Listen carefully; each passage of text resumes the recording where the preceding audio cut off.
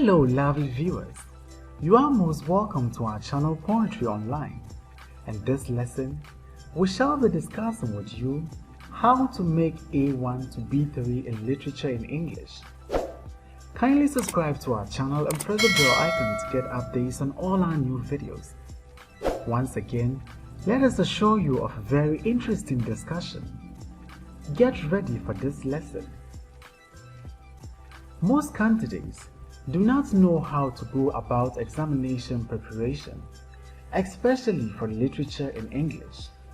Well, in this video, I will share with you some tips and tricks you can use to make excellent grades in literature in English.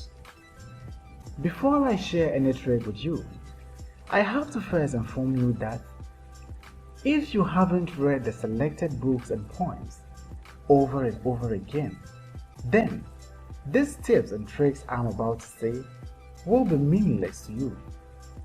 So, it is not too late to do so. You can start from now. Once you have studied the text over and over again and made short notes on them, you will not encounter any challenges in the exam hall.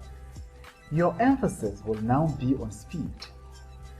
No examination provides time for candidates to plan and think about their work and give extra time for them to write out what they have planned. Therefore, it is important to prepare adequately and organize your thoughts before going to write the paper. How do you organize your thoughts before the exams? You can do this by going over your notes carefully. Make a list of possible questions on each book and poem. You can also consult your summaries or commentaries for sample examination questions on the various selected books and poems. Group discussions are always effective and preferred when discussing literature questions. However, when you are the only one, or if you are the only one studying, you have to look for information in the library or on the internet. Look out for questions on selected poems and books, as well as questions on other books. This when done, the questions on other books and poems will show you other things that are likely to be asked in your selected poems and books. Therefore, it is necessary to adapt questions on other books to your own set books. This will give you a broader understanding of what you are studying or what you have studied. What you have to do now is work out the answers to a number of these questions. Try to do a variety of different kinds of questions. As you do so, it will become clear that some passages, quotes, and ideas from the books and poems keep recurring and are more important and relevant.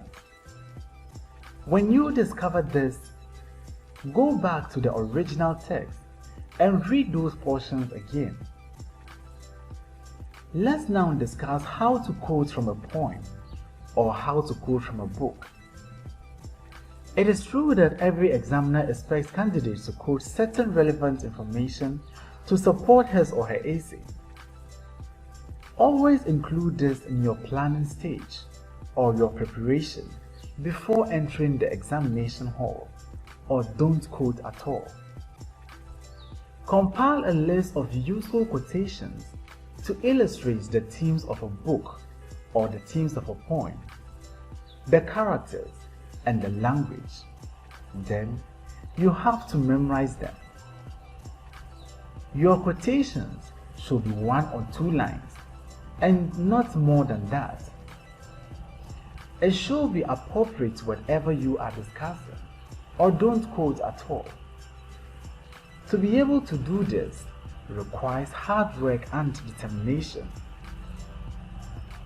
Thanks for watching this short video. Please don't forget to like, comment, subscribe, and share this video.